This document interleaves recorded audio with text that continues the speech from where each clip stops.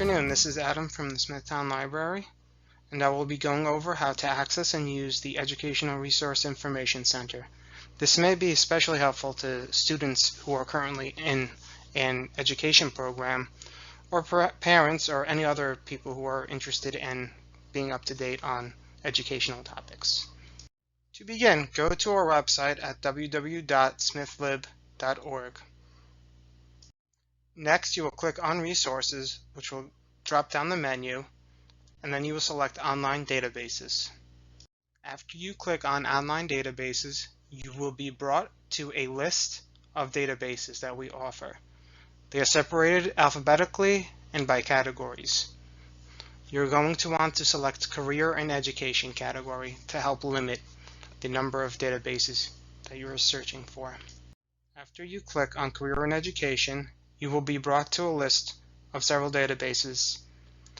You are going to search for ERIC and then click on Outside the Library.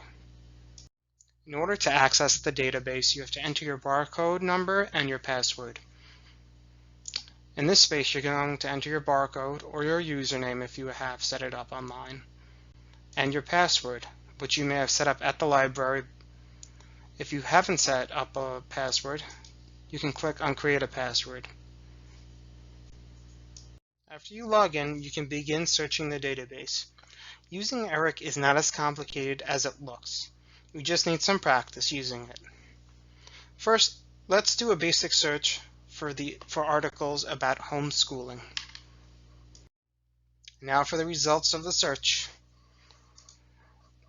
In the blue box, you'll see the number of results that the search term gave you.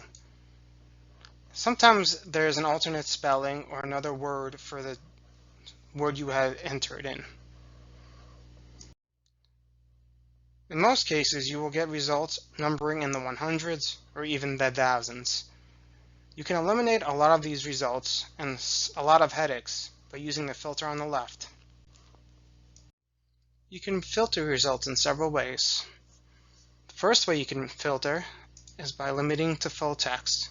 This will give you access to documents on the page with a PDF or a link, and cuts down on the amount of results you will get when you search.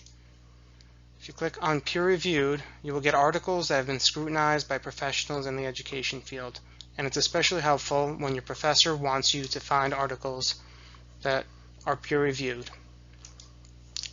Thirdly, you can filter by publication date.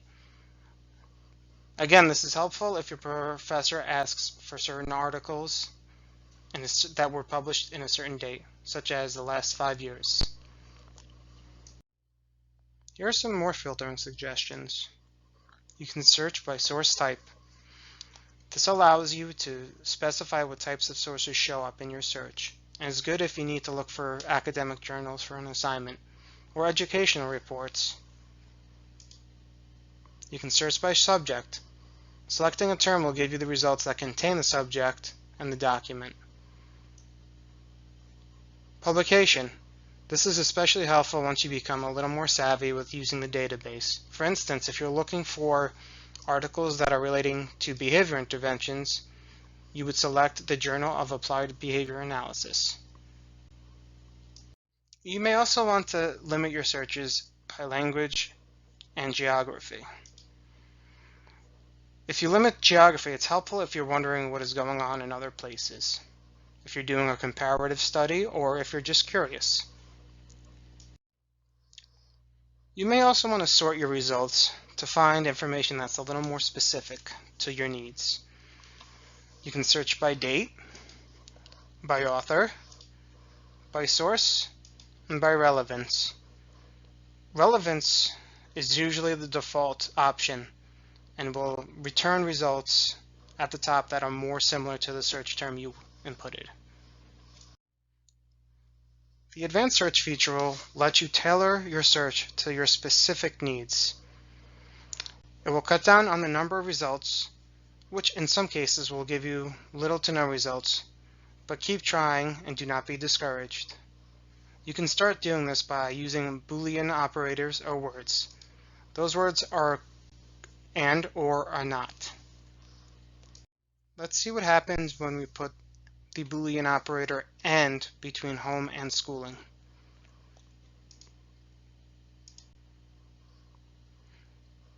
Using AND between two words will narrow your search. What happens if we try using OR between home and schooling? OR will broaden your search. Let's try using NOT between home and schooling. Using NOT limits your search to the first word in front of it and will only display results with the word home in it. Boolean operators can be used in other search engines like Google and Bing. You should try using the quotation mark operator, my personal favorite, in a search.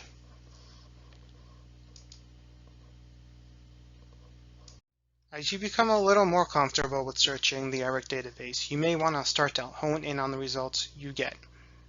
You can do this by using the field option.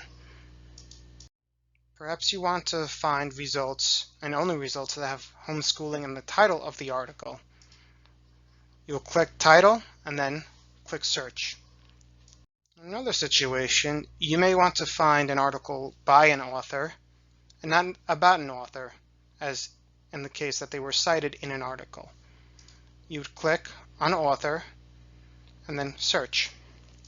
Maybe you're looking to find articles that are about homeschooling. In order to do this, you will select SU or descriptors and then click search. Searching by subject is kind of like searching by hashtags on Instagram. One last thing I want to share with you all. We have several other databases that have a similar interface as the one we have just gone over. They cover a range of topics from science to history and sometimes reader advisory. If you're looking to find recommendations for a book, especially for K through 8, check out Novelist K through 8 Plus. As always, if you need to contact us, you can contact us by phone, by chat, and by email. And check us out on social media. Good luck to all of you. Stay safe and be well.